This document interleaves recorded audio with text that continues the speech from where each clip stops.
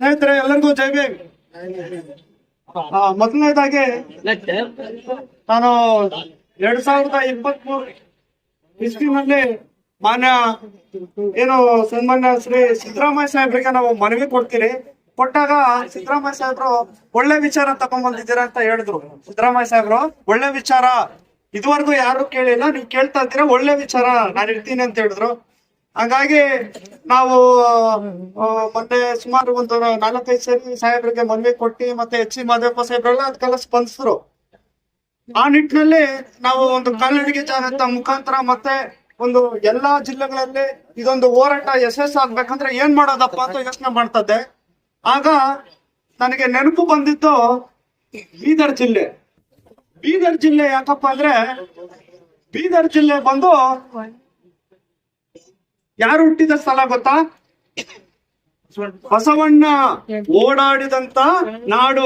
ಆ ನಾಡಿನಲ್ಲಿ ಹೋರಾಟ ಮಾಡಿದ್ರೆ ಆ ಹೋರಾಟಕ್ಕೆ ಯಶಸ್ಸು ಸಿಗುತ್ತೆ ಅಂತೇಳಿ ನಾವು ಬೀದರ್ ಜಿಲ್ಲೆನ ಆಯ್ಕೆ ಮಾಡ್ಕೊಂಡು ಬೀದರ್ ನಲ್ಲಿ 6ನೇ ತಾರೀಕು ನಾವು ಚಾಲನೆ ಮಾಡಿದ್ರೆ 6ನೇ ತಾರೀಕಿಂದ ನಾವು ನಡ್ಕೊಂಡ್ ಬರೋ ದಾರಿನಲ್ಲಿ ನಮಗೆ ಭೀಮ ಸೈನಿಕರು, ಭೀಮನ ಮಕ್ಕಳು ನಮ್ಮನ್ನ ಯಾವ ರೀತಿ ಸ್ವಾಗತ ಮಾಡ್ತಾ ಇದಾರೆ ಅಂದ್ರೆ ನಮಗೆ ನಮ್ಮ ಕಣ್ಣಲ್ಲಿ ನೀರು ಬರ್ತಾ ಇದೆ.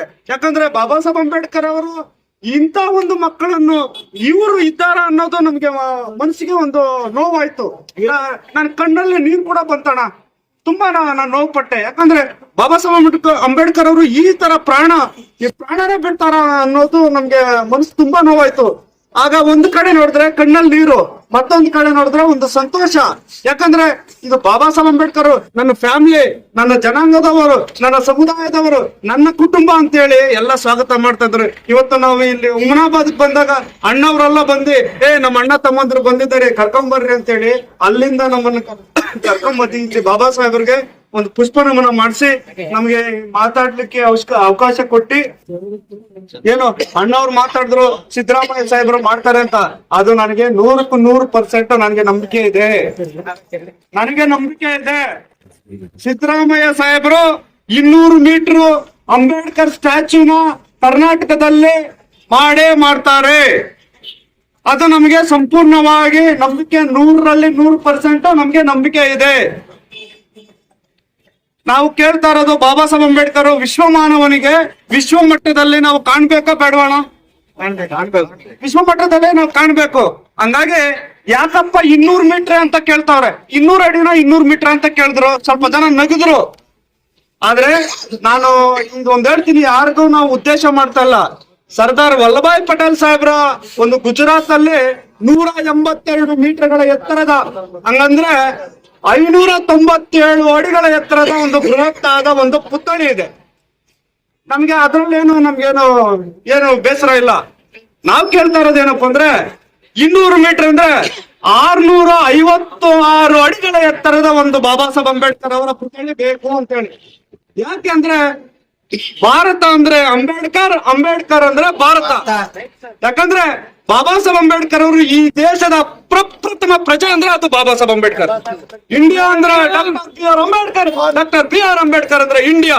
ಆ ರೀತಿ ಕಾಣ್ಬೇಕು ಅಂತೇಳಿ ನಾವು ಈ ಒಂದು 200 ಮೀಟರ್ಗಳ ಒಂದು ಎತ್ತರದ ಬೃಹತ್ ಆದ ಒಂದು ಬಾಬಾ ಸಾಹೇಬ್ ಅಂಬೇಡ್ಕರ್ ಅವ್ರ ಪುತ್ಥಳಿ ಬೇಕು ಅಂತೇಳಿ, ಅದ್ರ ಜೊತೆನಲ್ಲಿ ನಾವು IAS KS ತರಬೇತಿ ಕೇಂದ್ರಗಳು ಆಯಾ ಜಿಲ್ಲೆಗಳಲ್ಲಿ ಇವತ್ತು ನಾವು ವಿದ್ಯೆ ಇಲ್ದಿರೋ ನಮ್ಮ ಮಕ್ಕಳು ಎಲ್ಲ ಯಾರು IAS IPS ಮತ್ತೆ KS ಬಾಬಾ ಸಾಹೇಬ್ ಅಂಬೇಡ್ಕರ್ ಅವರ ಕಂಡಂತ ಕನಸೇನು? ನಾವೆಲ್ಲ ಕುರ್ಚಿ ಮೇಲೆ ಕುತ್ಕೊಬೇಕು, ನಾವು IAS ಆಗ್ಬೇಕು, IPS ಆಗ್ಬೇಕು ಅಂತೇಳಿ ಬಾಬಾ ಸಾಹೇಬ್ ಅಂಬೇಡ್ಕರ್ ಕಂಡಂತ ಕನಸು ಯಾರು ನನ್ಸ್ ಮಾಡ್ತಲ್ಲ. ಯಾಕೆ ನನ್ಸ್ ಮಾಡ್ತಾನೆ ಅಂದ್ರೆ ನಮ್ಮಲ್ಲಿ ಇರ್ತಕ್ಕಂತ ಬಡವರು ಅವರಲ್ಲಿ ಇಲ್ಲ, ಓದ್ಸಕ್ಕೆ ಕೂಡ ಅವ್ರ ಕೈಯಲ್ಲಿ ಆಗ್ತಾ ಇಲ್ಲ. ಹಂಗಾಗಿ ಉಚಿತವಾಗಿ ಸ್ಥಾಪನೆ ಆಗ್ಬೇಕು. ಮತ್ತೊಂದು ಸತ್ಯಮೇವ ಜಯತೆ ಎಂಬ ಕರ್ನಾಟಕ ಸರ್ಕಾರದ ಲಾಂಛನದಲ್ಲಿ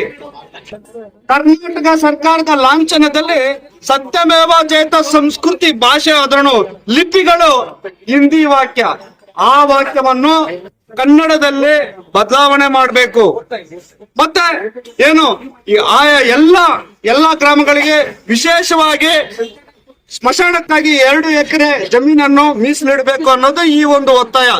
ಯಾಕಪ್ಪ ಅಂದ್ರೆ ಈಗಾಗಲೇ ಆಂಧ್ರದಲ್ಲಿ ನಮ್ಮ ದಲಿತರಿಗೆ ಸ್ಮಶಾನ ಕೊಟ್ಟಿಲ್ಲ ಸರ್.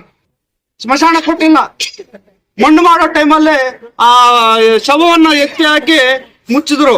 ಅದು ತುಂಬಾ ನೋವಿನ ಸಂಗತಿ. ಹಂಗಾಗಿ ಈ ಒಂದು ಬೇಡಿಕೆ ಕೂಡ ಎಲ್ಲಾ ಗ್ರಾಮಗಳಿಗೆ, ವಿಶೇಷವಾಗಿ ದಲಿತರಿಗೆ 2 ಎಕರೆ ಜಮೀನನ್ನ ಸ್ಮಶಾನಕ್ಕಾಗಿ ಕಾಯ್ದಿರಿಸಬೇಕಂತ ಇಷ್ಟೆಲ್ಲ ಬೇಡಿಕೆ ಇಟ್ಕೊಂಡು ಈ ಒಂದು ಹೋರಾಟ ನಾವು ನಡೆಸ್ಕೊಂಡು ಬರ್ತಾ ಇದ್ದೀವಿ. ಬಾಬಾ ಸಾಹೇಬ್ ಅಂಬೇಡ್ಕರ್ ನಮ್ಮ ಉಸಿರು, ಇವತ್ತೇ ಉಸಿರಾಡ್ತಿದೆಯಲ್ಲ ಅದು ಬಾಬಾ ಸಾಹೇಬ್ ಅಂಬೇಡ್ಕರ್ ಉಸಿರು. ಒಂದ್ ಕಡೆ ಬಾಬಾ ಸಾಹೇಬ್ ಅಂಬೇಡ್ಕರ್ ಇರೋದೇ ಇದ್ರೆ ನಾವು ಉಸಿರಾಡ್ತಿಲ್ಲ, ನೆನ್ಪಿಟ್ಕೊಳ್ಳಿ, ನಾವು ಉಸಿರಾಡ್ತಿಲ್ಲ, ಬದುಕುತ್ತೇ ಇಲ್ಲ ಅಂತ ತಿಳಿಯುತ್ತದೆ. ನಮ್ಗೆಲ್ಲ ಇವತ್ತು ಬೆಳಕನ್ನು ಕೊಟ್ಟಿರ್ತಕ್ಕಂಥ, ನಮಗೆ ಉಸಿರು ಕೊಟ್ಟಿರ್ತಕ್ಕಂಥ, ನಮ್ಮೆಲ್ಲರಿಗೆ ಆರ್ಥಿಕವಾಗಿ, ಸಾಮಾಜಿಕವಾಗಿ ಇಡೀ ನಮ್ಮ ಏನು ವ್ಯವಸ್ಥೆಯಲ್ಲಿ ಬದುಕ್ತಾ ಇದ್ದೀವಿ, ಏನು ಆಡ್ತಾ ಇದ್ದೀವಿ, ಏನು ಆಡಳಿತ ಮಾಡ್ತಿದ್ದೀವಿ, ಸರ್ಕಾರಿ ನೌಕರ್ತಾ ಇದ್ದೀವಿ, ಅದೆಲ್ಲ ಶ್ರೇಷ್ಠ ಯಾರಿಗೆ ಹೋಗ್ತಂದ್ರೆ ಡಾಕ್ಟರ್ ಬಾಬಾ ಸಾಹೇಬ್ ಅಂಬೇಡ್ಕರ್ಗೆ ಅಂತ ಹೇಳ್ತೀವಿ. ಹಾಗಾಗಿ ಬಂಧುಗಳೇ, ನಾವೆಲ್ಲ ಯಾಕಂತಂದ್ರೆ ನಾವು ಕರ್ನಾಟಕದವರು ನಮ್ಗೆ ಯಾಕೆ ಇದು ಯಾಕೆ ನಾವು ಏನಾಗಬೇಕು, ಮೊದಲು ನಾವೆಲ್ಲ ಮುಂದಾಗಬೇಕು. ಯಾಕೆ ನಾವು ಹೇಳ್ತೀನಿ, ಇತ್ತಲಾಗಿ ನಾವು ಎಚ್ಚರ ವಹಿಸಬೇಕಾಗಿದೆ ಬಂಧುಗಳೇ. ಎಚ್ಚರ ಬಹಳಷ್ಟು. ಅದರಲ್ಲಿ ನಾವು ಬಾಬಾ ಸಾಹೇಬ್ ಅಂಬೇಡ್ಕರ್ ವಾದಿಗಳಿದ್ದೀವಿ, ಬಾಬಾ ಸಾಹೇಬ್ ಅಂಬೇಡ್ಕರ್ ಏನು ಅನ್ಯಾಯಿಗಳಿದ್ದೀವಿ, ಬಾಬಾ ಸಾಹೇಬ್ ಅಂಬೇಡ್ಕರ್ ಏನು ಬಲವರಿಸಿದ್ದೀವಿ, ಬಾಬಾ ಸಾಹೇಬ್ ಅಂಬೇಡ್ಕರ್ ಏನು ರಕ್ತ ಹಂಚಿಕೊಂಡಿದ್ದೀವಿ, ಬಾಬಾ ಸಾಹೇಬ್ ಅಂಬೇಡ್ಕರ್ ಏನು ಆಹಾರ ತಿಂತಿದ್ದೀವಿ, ಬಾಬಾ ಸಾಹೇಬ್ ಅಂಬೇಡ್ಕರ್ ಏನು ಉಸಿರು ನಾವು ಆಡ್ತಾ ಇದ್ದೀವಿ. ನಾವೆಲ್ಲ ಇವತ್ತು ಬಾಬಾ ಸಾಹೇಬ್ ಅಂಬೇಡ್ಕರ್ ಚಳುವಳಿ ಆಗಬೇಕಾಗಿದೆ. ಮುಂದಿನ ದಿನಮಾನಗಳಲ್ಲಿ ನಾವೆಲ್ಲ ಬಹಳ ಕಷ್ಟಗಳ ಕಾಲ ಬರ್ತದೇವೆ ಅಂತಕ್ಕಂಥ ನಾವು ಹೇಳಬೇಕಾಗಿದೆ. ಇದೇ ನಾವು ಈಗ ಹೇಳಿದ್ರು, ನಾವು ಬಾಬರಾವ್ ಟೈಗರ್ ಸಾರು ಹೇಳಿದ್ರು, ಸಿದ್ದರಾಮಯ್ಯ ಸಾರು ಒಳ್ಳೆ ನಮ್ಮ ದಲಿತರಿಗೆ ಕಣ್ಣು ಬೆಳಕಾಗಿದ್ದಾರೆ, ದಲಿತರಿಗೆ ಬೆಳಕನ್ನು ನೀಡ್ತಿದ್ದಾರೆ ಅಂತ ಹೇಳಿದ್ರು. ಸತ್ಯ, ನಾ ಒಬ್ಬ ಗೌರ್ಮೆಂಟ್ ಸರ್ವೆಂಟ್ ಆದ್ರೂ ಕೂಡ ನಾವು ರಾಜಕೀಯ ಮಾತಾಡಲಿಕ್ಕೆ ಹೇಳಕ್ಕೆ ಇಲ್ಲ. ಆದ್ರೆ ಇದು ನಮ್ಮ ರಕ್ತ ಏನಿದೆ, ಬಾಬಾ ಸಾಹೇಬ್ ಅಂಬೇಡ್ಕರ್ ಇದೆ, ಸ್ವಾಭಿಮಾನ ರಕ್ತ ಇದೆ. ನಾನು ಕೂಡ ಹೇಳ್ತಿದ್ದೀನಿ, ಸಿದ್ದರಾಮಯ್ಯ ನಮ್ಮೆಲ್ಲರಿಗೆ ಕಣ್ಣು ತೆರೆಸ್ತಕ್ಕಂಥ ಸಿದ್ದರಾಮಯ್ಯ ಇದ್ದಾರೆ. ನಮ್ಮೆಲ್ಲರಿಗೆ ಬೆಳಕಾಗಲಿಕ್ಕೆ ಅವ್ರ ಆಸರೆ ಇರ್ತಾರೆ. ಅವ್ರು ಯಾಕೆಂದ್ರೆ ಯಾವಾಗಲೂ ಹೇಳ್ತಾರೆ, doctor Baba Saheb Ambedkar is the great India university ಇಂದೇ ವರ್ಲ್ಡ್ ಅಂತ ಅವರು ಹೇಳ್ತಿದ್ದಾರೆ. ಹಾಗಾಗಿ ಯಾವಾಗ ಗರ್ಜಿಸ್ತಾನೆ ಇರ್ತಾರೆ, ಏನೋ ಒಂದು ಸಮಸ್ಯೆ ಬಂದ್ರು ಹುಮ್ನಾಬಾದ್ರಿಂದ ಸ್ಟಾರ್ಟ್ ಆಗಿ ಬೆಂಗಳೂರಿಗೆ ಮುಟ್ಟುವಂತ ಒಂದು ಮಹಾನ್ ಕ್ರಾಂತಿಕಾರರು ಹುಮ್ನಾಬಾದ್ನಲ್ಲಿದ್ದಾರೆ.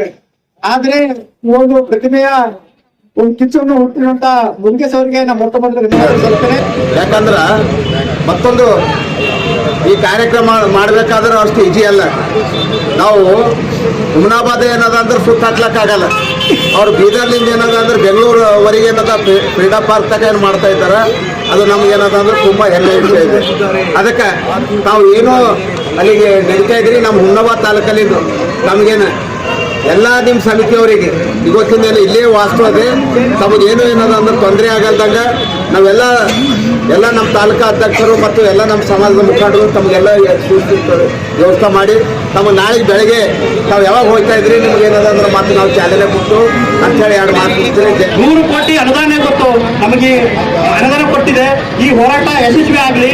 ಮುರುಗೇಶ್ ಅಣ್ಣರವರು ಇದೇ ಹೋರಾಟ ಇವತ್ತು ಸ್ಪಂದಿಸ್ತಾರೆ. ಇವತ್ತು CM ಆಗಿರುವಂತ ನಮ್ಮ ದಲಿತರು ಕಾಳಜಿ ಹೋಗುವಂತ CM ಇದ್ದಾರೆ.